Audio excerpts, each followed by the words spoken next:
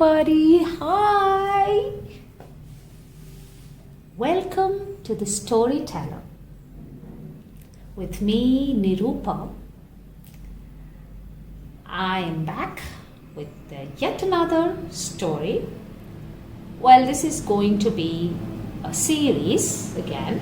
The book is called Tales for a Stormy Day. Sounds interesting? Well, it is. And it has a series of stories which I will put in different videos for you to watch and enjoy. Okay? Shall we begin this story? Just as Grandpa finished his story, the lights went out. Now it was really dark and scary. "Oh ho," said Grandpa. "Now we'll have some fun." He went to a shelf and pulled down an old oil lamp. I don't know if you've seen any of these. I saw them when I was a young girl. It's fun with the oil lamp. It's different. He lit the wick, then adjusted the flame and brought the lamp over to the table. The flickering flame made shadows dance on the wall. The room seemed even cozier than before. Yes. "I've always liked these old lamps better than electric anyway," said Grandpa. Anyway, now how about some lunch? So at lunchtime it's dark and scary. Okay. We followed Grandpa into the galley, that's what sailors call the kitchen, and made some macaroni and cheese. Afterward, he wanted to take a nap, but we talked him into telling us another story. He's a little pushy cat here.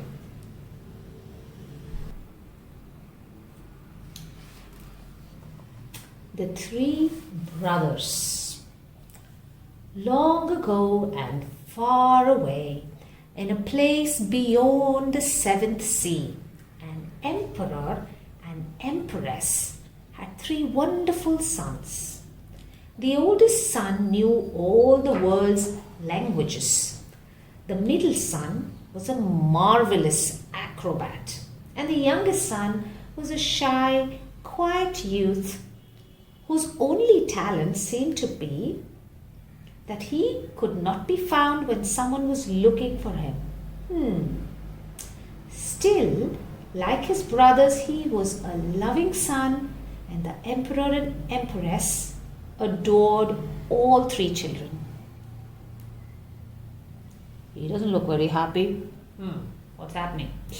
Now, before you start thinking that the family had it all it could desire, you should know that the three brothers did not get along with one another. Oh, that would have made the parents very sad. I know. In fact, they fussed and feuded and bickered about everything. And they might still be quarreling today had it not been for... but I'm getting ahead of myself. So, one day the emperor fell gravely ill. The 7 imperial physicians tried many cures, but none could heal him. There was only one hope. The wisest doctor finally said, "The emperor must drink a cup of tea made from the root of the gingerly plant. But the plant grows only in the land of Jilipopo, and the journey there is long and dangerous." "I'm not scared," the youngest son said. "Let me fetch the gingerly root." "No," cried the middle son. "You're too young. I will go and get it." "I have known father longer than either of you," protested the oldest son. "So I should be the one who goes. I should be the one to go." "Please," said the empress, anxious to put an end to the argument. "You must all go."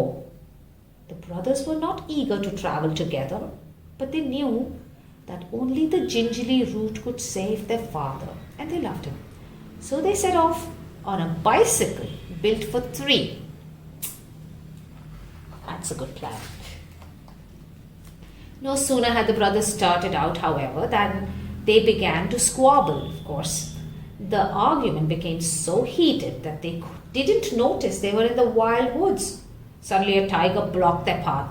Grrr! The brothers turned around and pedaled away furiously. But they could hear the tiger getting closer and closer. The tiger was chasing them. Oh God. Help! Yelled the youngest brother. Save me! Poor thing is getting scared. Anyone would get scared, I imagine. Glancing behind them, the two older brothers were horrified to see that the tiger had seized the younger brother by the hem of his coat. Oh my God. All of a sudden, the oldest brother growled. Grrr! The tiger looked amazed. He shocked the tiger. Then the oldest brother growled again. Grrr! The tiger let go and ran into the forest. Well done! He scared the tiger away and saved his little brother. You saved my life, cried the youngest brother. How? I've spent years studying all the world's languages, his brother explained. Naturally, I learned tiger. I simply told him that many tigers had tried to eat you before, and that they had all spit you out because you tasted so bitter. By now the three brothers were hopelessly lost. Wild ginger vines hung from gnarled mango trees, blocking their view of the path ahead.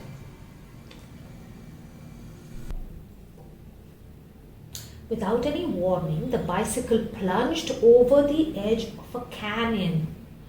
The younger brothers jumped off in time, but the oldest, because he was in front, the oldest fell with the bike. Help! He cried. The two brothers peered over the edge and were relieved, thank God, to find the oldest clinging to a branch. Don't move, yelled the middle brother. I'll be right down. True to his word, the middle brother walked down the side of the canyon wall. Unbelievable, look at him walking. He hoisted his astonished brother onto his back and carried him up to safety. That's remarkable, isn't it? You saved my life, said the oldest brother. I thought only mountain goats could climb like that. I have spent years training my body, said the middle brother.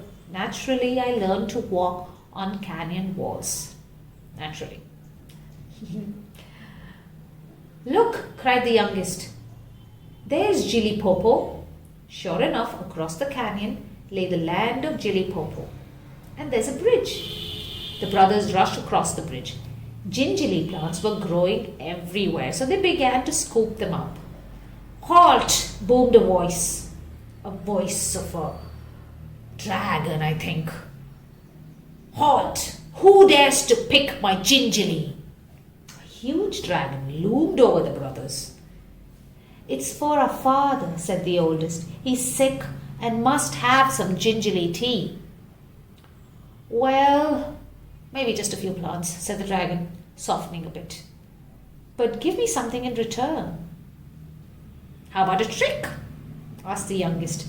He spun around 3 times and disappeared into thin air. How did he do that?